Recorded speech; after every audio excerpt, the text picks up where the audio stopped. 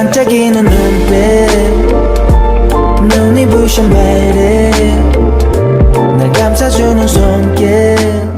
Someone stood on the edge of the dock shouting into the roaring wind, clutching his head in both hands, consumed by panic. Jisuk was nearby, frozen in shock, staring blankly at the chaos before him. His eyes were wild, filled with fear, and he kept crying out Seyoung's name, though the sound was drowned beneath the crashing waves. Then his phone rang. His hands trembled as he picked it up, and the name on the screen made his heart stop. Yoon Seyoung.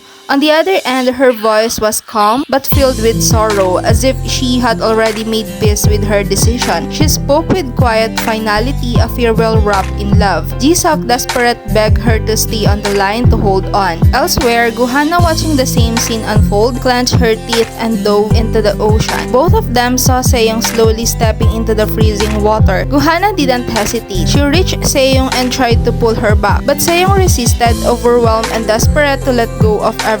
Guhana held on anyway, despite the bruises, despite the cold, despite the weight of the moment. Then a splash echoed through the air. Jisuk had jumped in too. He fell to his knees in the water and wrapped his arms around the two of them. His words were soft, pleading. He just wanted her to leave. Yoon Seyoung didn't reply. She didn't need to. The tears running down her face said it all. Far away, Choi Myung-ji sat in the back of a taxi, silent and unbreathable. She arrived at Shin Yeo-jin's house. Inside, the air felt thick with tension. Shin Yeo-jin looked up, startled, and quickly stood to confront her. But Choi Myung-ji didn't flinch. Instead, she listened as Shin Yeo-jin revealed a truth. She had repurchased the house Choi Myung-ji once sold in desperation. Without realizing it, Choi Myung-ji had sold it back to her. Choi Myung-ji left the house in a hurry, walking quickly through the alley. Her mind was racing, focused only on one thing, the notebook.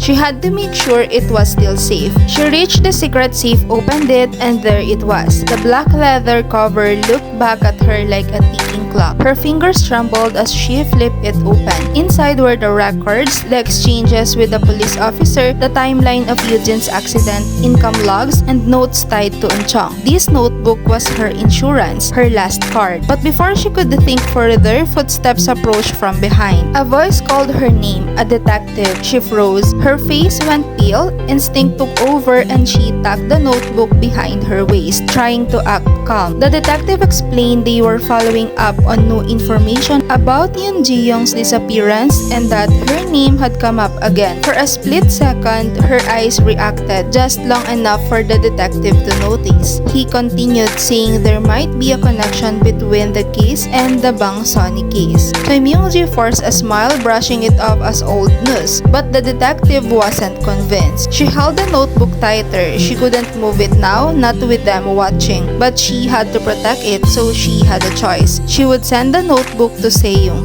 'Cause you are beautiful.